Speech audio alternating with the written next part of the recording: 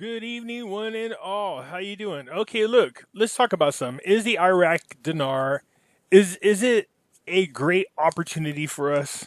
It depends on who you ask for. People have been in this investment for a very, very long time. And I can understand those who've been into it for, 10, 12, 15, 16 years. They're the most frustrated people I talk to of all the people when it comes to the dinar investment. They have been living off hopium for a long time. They've heard one story after another about finally it's going to happen. And I feel their frustration because I haven't even been in it that long, and even I get tired of the stories. Now, people are asking me a lot of questions about the video I came out with last night. And let me kind of share some of the information that I got that made me think about doing that video. A friend of mine that I was talking to, he just said to me, look, you're approaching, the people in the dinar community are approaching the dinar wrong.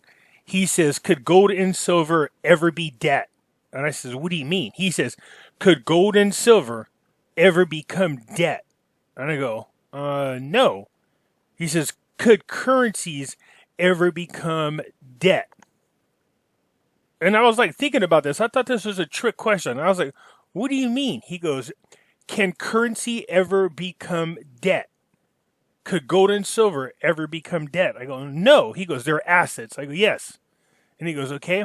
Now, currencies are created from debt. I go, I get that. And he goes, okay, but can they ever be debt? No, they're assets, which means they can lose all of their value or they can gain in value, but they'll never become debt themselves. And I said, okay. He says, okay, it's actually a lot more detailed than that. It just takes a long time to get into because there's actually some types of exceptions, okay? But for the most part, he's saying when the people in the dinar community, because he's been listening to some of my videos and a lot of other people's videos, I'm noticing that they're looking at the Iraqi dinar as a debt. And I says, what do you mean? He goes, well, they're looking at the amount of currency that's been issued by the the CBI. And I said, yeah, it's like $51 trillion. And he goes, yeah, but see, they look at it as debt. So they're thinking to themselves, if the rate change becomes X amount of dollars, then, if you exchange it for US dollars, then this is the debt that Iraq will have. He goes, it doesn't work that way. It's more complicated than that. He says they could set that rate. Let's say you said, like I said, the 320 rate. He goes, they could set a 320 rate. But here's what happens.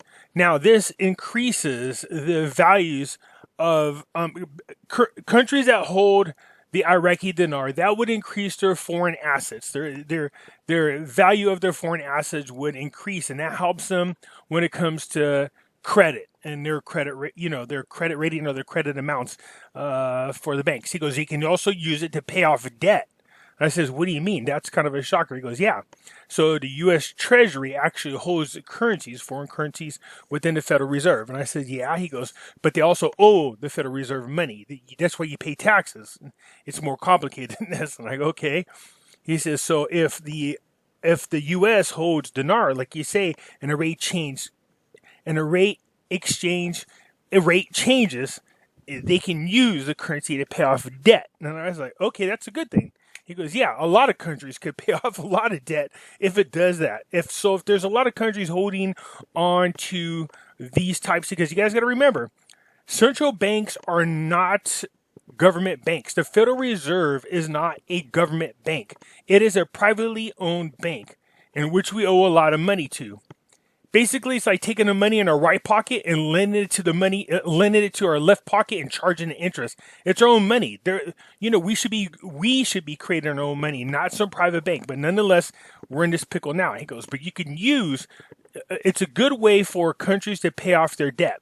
He said, again, it's a lot more complicated than that. He goes, but if the exchange rate was to happen like that and your countries are holding Iraqi dinar, they can then pay off a lot of their own debt with it, which is very interesting to hear. He says, but the currency is never a debt.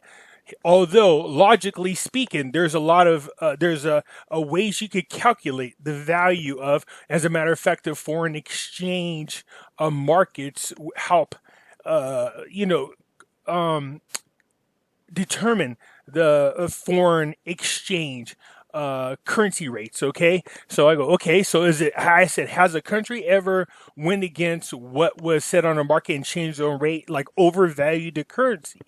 And he said, yeah, it's happened quite a few times, but here's what happens. He says, and this is why I came up with the video last night. He goes, look, if you're talking about import exports, supply and demand, if a currency is too high, then they end up importing more. That's really bad for local businesses, which we've talked about several times. If it's too low, it hurts it hurts their economy because it doesn't allow them. It hurts inflation because they have to create more money in order to pay for things. Okay, I did an example using TVs. So he says the sweet spot, like I've talked about, the $1.34, which I told him I've read in notes several times. He goes, see, that's a sweet spot that makes sense. You don't want it too high that you end up importing more than you export. You don't want it too low, so yeah, inflation is killing it. And I says, yeah. And he goes, and also, the currency is not valuable enough to pay the people, and they can't build a strong economy. He says it's, they sitting around with all these dollars. Sure looks fancy that you're walking around with $125,000 notes. You look like you're balling, but you're not balling. The currency isn't worth anything. You have to give it purchasing power. And I said, okay. He goes, the last thing he says, look, Iraq really, it doesn't have much. Do you get what I'm saying? I said, yeah. He goes, it would make sense to me that they would increase the rate. And I go, yeah. He says to start purchasing a lot of things that they need, increase their purchasing power once they get off sanctions. I says, okay. And he says, and I believe Iraq is off sanctions, and I believe the same thing. So what is really holding Iraq back? Why is this exchange rate where it is? How come it has not increased? We know the United Nations has not recognized the currency internationally, and technically that means they're not a country. They're not a sovereign country. They have no currency. All right? You people can correct me in the comments if you want to. So he said, he goes, I know what you're trying to find out. I know what you're trying to do, but just think about it this way. It makes sense for them to come out at a higher rate so they can start when they have an increased purchasing power. They could buy the things they need to rebuild the country, and then later on taper it down and make an adjustment accordingly, whether it goes down or whether it goes up. But he says, make no doubt about it. Iraq is one of the richest countries in the world. It's just unfortunate what they're going through. So although the currency might not seem like it's very valuable now, I guarantee later down the road, anytime between now and later down the road, it's going to increase. Okay, so I'm going to show you something that's kind of interesting real quick. Just a quick reminder, I know you guys love this part of my show. Anyways, if you haven't already, I have a Facebook group called Pimpy's Investment Chat. I encourage everybody to go in there. We have all kinds of news on Iraqi Dinar. All the latest and greatest news on what's going on in Iraq, the same with Vietnam, the Dong, cryptocurrencies, gold, silver, you name it. There's all kinds of information on different investments in here. I encourage you all to go here. The link will be in the description. And many of you are asking about where to go buy cryptocurrencies. There is a link for that as well in the description. If you follow it, it'll give you free $10 worth of cryptocurrencies just for you to join. All right. So I encourage you to do so. All right. And so let me go to first, let me do a sidetrack here on everybody's asking me. I keep talking about how I want 32 Ethereums, all right, because they have staking rewards. This thing right here, I'll leave this in the description as well. You can see here, they pay you to stake your currency. So depending on how much you have, look at this is your monthly. You earn $11, and over the year, you earn $139 for 10 Ethereums, all right? I keep telling everybody, you want to get about 32 of them. I think as a matter of fact, if I'm not mistaken, 32 is the minimum. I will find out for sure. But that's a new platform they got coming up, and you can stake. So you get 32 of them, which is not too shabby. So this is what you get paid in Ethereum. All right here. So the value is 37.32 based on the current rate. This is how much you'll make per year. The reason why this is good, this is much higher.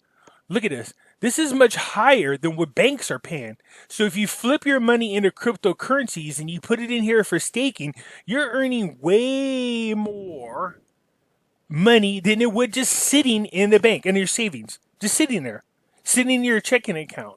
This is why I say if you got a discretionary fund, just keep building up your cryptocurrencies. All right. I told you there's a short window of opportunity in which you could come in here and make money. But look at now they have different ways for you to make money. So if you have cryptocurrencies, instead of them just sitting in your wallet and not earning any money other than when the market goes up and down, you could come here and stake your crypto coins. If you stake your coins, you can earn money off it. All right. So let me show you something. So if you have, look at this, 1,000. Yeah, that's a lot because that's like 32,000. Let's see, is that right? No, it's 1,000 is about $28,000 worth of cryptocurrencies. But look how much you earn per year, $13,000 on that, man. That's freaking unbelievable on 1,000 Ethereums. Let me just make sure that's correct because people are asking me, why do I keep talking about Ethereums? What does this mean? I'm going to show you something super quick. Let's just go over here and I'm going to show you right now. If we look at Ethereum's at 202 right now, all right? $202 a coin, all right? 202. Okay, I might be wrong. It is about $200,000. All right. Well, yeah, it's about $200,000. So 1,000 of them at $200, you're looking at 200,000. You earn about 13,000 per year. All right, that's still pretty good. The rewards are high, as you can see. But as time goes on, you can stake them. There's other things coming up. I think the new DeFi platform is going to be paying higher than this. But I think 32 cryptocurrencies, 32 of them is the minimum. But I'll find out. I'll leave this link for you guys to come and check it out. Let me get back to the Iraqi Dinar. This is APN News. APN News put out an article last April talking about different types of currencies you should invest in. Why you should invest in the Iraqi Dinar. Now, this is April of 2019. APN is the India. From India? Not Indian. India. Not, oh, yeah. But, oh, thank you. Come again. That Indian.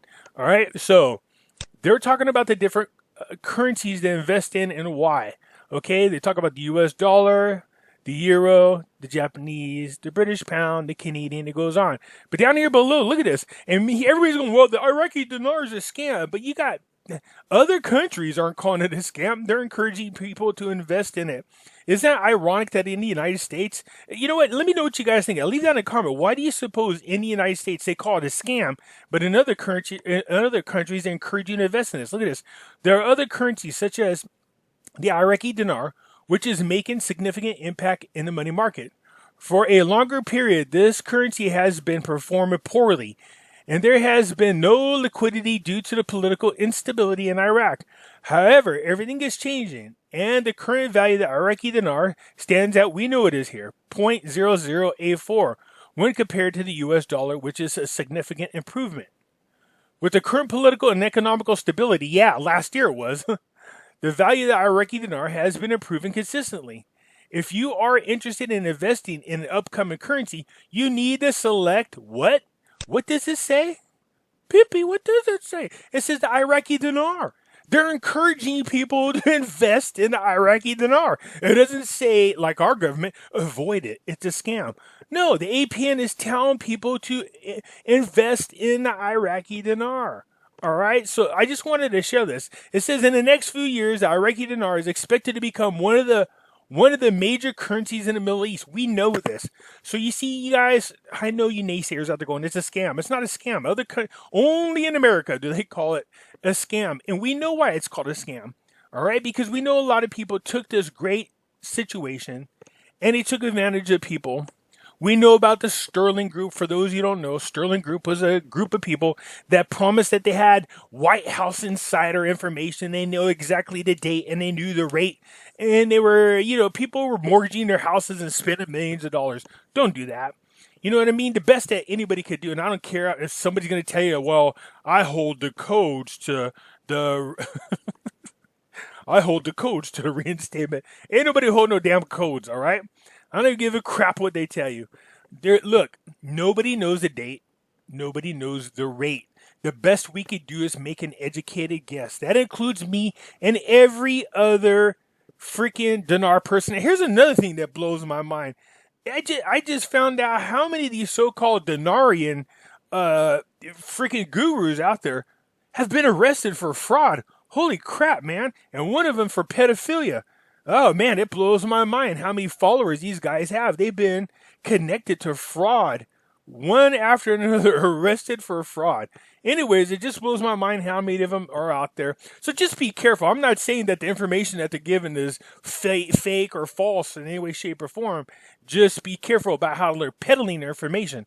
If they're trying to push you to a Patreon group and you're not getting anything that you can't get outside of the Patreon group, well, that's kind of a scam to me, all right? Here's my thing. If you're going to pay for Patreon groups, and everybody knows I'm against this, if you're going to pay for a Patreon group, make sure that the information that you're getting, you can't get elsewhere. If you're paying for a Patreon group and all they're doing is reading the news to you and sharing their opinion, come on, man. Jeff, the Dinar investor, does that. The Dinarian does that. Vital Brad does that. I mean, these people out there, they read the news and will share their opinion. All right. So if you need to find the news, and you could hear the news from the Dinarian, and I leave a link to his blog in my description. You could go to his blog site, and he puts the news for you to read there. If you want news with no opinion, you know what I mean? He will put his opinion every now and then. But I'm just saying, there's people out there that will give you their opinion. You don't need to pay for it. But if you insist on paying it, you want to give away your money. My address is P.O. Box 156. No, I'm just kidding. It's not. I'm just teasing. Anyways, I just thought I would share this news article because I found it interesting. This is just from last April. It's almost a year old. But I find it interesting here in the United States, they call it a scam. But other countries, they call it an investment. I just thought I would share this great news with you. So you people out there kind of teetering and feeling like you might have been ripped off, don't. Again, like my friend said, could gold and silver ever be a debt? No. No. Could currency ever be a debt? No. They're assets. They can lose all their value or they can increase in value. So when people say, well, Iraq has trillions of dinars, and when you do the exchange, how can they afford? Well, the currency is not a debt. That doesn't mean all countries are going to be happy about any kind of rate that they come out. That just means the country doesn't have to deal with that currency if it doesn't want to. But I was shocked to hear my friends say, look, what they could do if the rate comes out higher is pay a lot of their own debt off, which kind of feeds into a theory that we have about what's going on with the Iraqi dinars. All right. Anyways, let me know what you think. Hit the like button. All right, and leave a comment in here if you like this APN news article, man. It's only a year old, and look at, they're telling people they need to invest in Iraqi dinars. All right. I like that. I like to see that, man. It's a shame that here in the United States, they keep telling people it's a scam. And I've said this before and I'll say it again. Look, if you're hawking, you're mortgaging your house or, putting stuff in a pawn shop to buy a more dinar, stop doing that. With all investments, you should have discretionary funds in which you got to tell yourself, if I invest this money and I lose it all, how's that going to affect my life? If all of a sudden you can't pay your mortgage and you can't pay your bills, stop spending that money. Okay, do you hear me? Don't spend that money.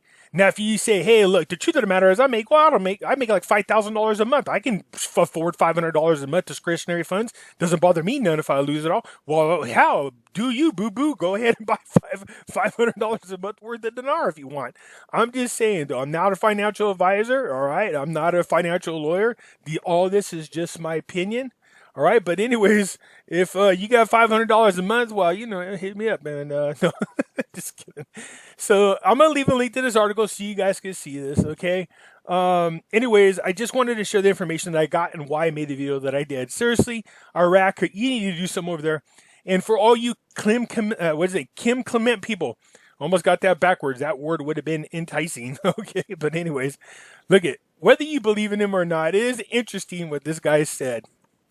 And he said nothing and nothing. And it said when Iraq is at its worst point is what he said is when the rate would just change overnight. Well, dear Kim, I know you've passed away and hopefully you're up in heaven looking down. Because here's the thing. I don't know what more suffering the Iraqi people can go through. They can't get a government together. There's no outside investors there because of the protesters. The protesters are unhappy. They're unhappy because their currency has no value, has no purchasing power. They have no jobs. I don't know how much worse it could get for them. And they got another country, Iran, screwing with their politicians. All right. So I don't know what more suffering they got to go through. And I'm not sure whose Wheaties the Iraqi people pissed in to make them go through such pain and suffering. But nonetheless, let's just pray for the people over there. You know, that's more important than us getting rich off the freaking dinar. And that's the honest to God truth. Don't get me wrong. I would love it if I can be financially free so that I can live my life the way I want to. I have a lot of plans. And so, but more importantly, the people in Iraq need this. So, okay. Anyways, hit the like button if you like. If you haven't subscribed yet, you need to subscribe. I keep telling you, there is a video coming up that if you're not subscribed, you won't get the notification. If you don't get the notification, you'll miss out on a great video. So I encourage you to subscribe. It doesn't hurt you nothing. It's free 99, FREE 99 to subscribe, all right? Again, I'll leave the links down in my description. Everybody have a good day. Bye-bye.